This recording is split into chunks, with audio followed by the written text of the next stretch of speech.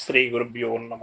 ఓం నమో భగవతే వాసుదేవాయ. భగవద్గీత 13వ అధ్యాయం క్షేత్రజ్ఞ విభాగ యోగము నుండి ఈవేళ మనం 23వ శ్లోకాన్ని పరిశీలన చేసుకుందాం.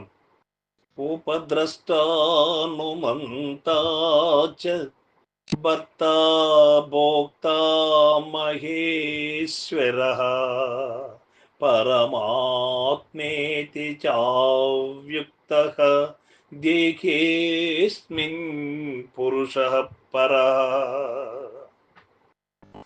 భగవానులు చెబుతూ ఉన్నారు, పురుషుడు అనగా ఆత్మ ఈ శరీరమందున్నప్పటికీ శరీరము కంటే వేరైన వాడును, సాక్షిభూతుడును, అనుమతించువాడును, భరించువాడును, అనుభవించువాడును, పరమేశ్వరుడును అనగా గొప్ప ప్రభు నియామకుడును, పరమాత్మయు అని చెప్పబడుచున్నాడు.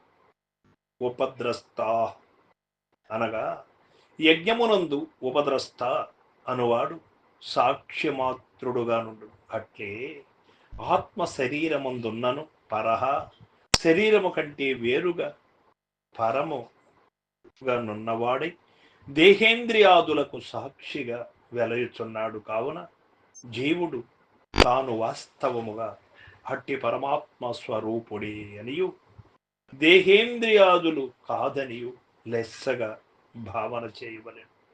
మహేశ్వర పరమాత్మ దేహేస్మిన్ అని చెప్పబడినందువలన జగన్నాథుడైన పరమేశ్వరుడు పరమాత్మ ఈ దేహమందే వర్తించుతున్నాడని స్పష్టమగుతున్నది. ఈ ప్రకారముగా భగవానుడు జీవునకు అతి సమీపమున నుండుట వలన ప్రయత్నముచే సులభముగా పొందగలడు. వారికై దూరములందు ప్రయాసపడి వెతుకనవసరము లేదు. మరియు శిక్షించువాడు శాసించువాడు ఈశ్వరుడు చెంతనే ఉండుట వలన పాపులి విషయమును గమనించి పాపకృత్యములు ఇవ్వియు చేయుక నుండవలెను అని ఇక్కడ మనకు తెలియబడుతూ ఉన్నది. పరహ అని చెప్పుట వలన ఆత్మ దేహముతో ఉపాధితో సంబంధము లేక దానికి పరముగా వేరుగా అతీతముగా నున్నదని తెలియచున్నది. పరహ పురుష అను పదములకు పరమ పురుషుడు పరమాత్మ అనియు అర్థము చెప్పవచ్చు. పరమాత్మ ఎట్టివాడు అనగా ఈ శరీరమందున్నను శరీరము కంటే వేరుగనున్నవాడును. ఈ శరీరములో పరమాత్మ ఉన్నా కూడా ఈ శరీరము కంటే వేరుగా ఉన్నాడు అని ఇక్కడ మనకు చెప్పాడు భగవానుడు. ఈ శరీరములో ఉన్నటువంటి జీవుడే పరమాత్మ అయితే మరి శాశ్వతంగా ఉండాలి కదా. ఇది శాశ్వతముగా ఉండదు. ఈవేళ ఉంటుంది, రేపు ఉండదు. క్షణకాలములో ఇది క్షణభంగురం. ఇది దీన్ని శాశ్వతమైనటువంటి పరమాత్మ అని అనడానికి వీలు లేదు. కాబట్టి దీనికి వేరుగా పరమాత్మ ఉన్నది అంటే ఇందులో ఉన్నటువంటి జీవుడు ఈ మాయా ప్రపంచముతో ఈ శరీరముతో మమేకమై ఇందులో ఉన్నంత వరకు ఇది మాయా బద్ధమైనటువంటిది. ఎప్పుడైతే నిజము తెలియబడి ఈ శరీరములోనే ఉంటూ ఇది అద్దె కొంప, ఈ అద్దెంట్లో నేను ఉన్నాను, ఇది శాశ్వతమైనటువంటిది కాదు అని నిజమెరిగినటువంటి వాడు తాను లేకపోతే ఇక ఉన్నది పరిపూర్ణమే.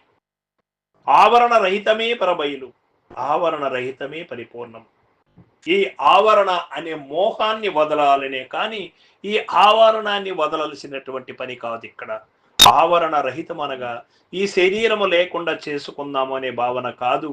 ఈ శరీరములో ఉన్నప్పుడే ఆవరణ రహితమై జీవించమని దీని యొక్క అర్థం. శరీరమందున్నను శరీరము కంటే వేరుగానున్నవాడును, సాక్షిభూతుడును, అనుమతించువాడును, భరించువాడును, అనుభవించువాడును, గొప్పని నియామకుడును పరమేశ్వరుడు అని ఇక్కడ మనకు చెబుతూ ఉన్నాడు. కాబట్టి ఇక ఈ ప్రకారముగా ప్రకృతి పురుషులను గూర్చి వెరుంగుట వలన కలుగు ఫలితమును కూడా 24వ శ్లోకమున తెలియజేస్తాడు పరమాత్మ.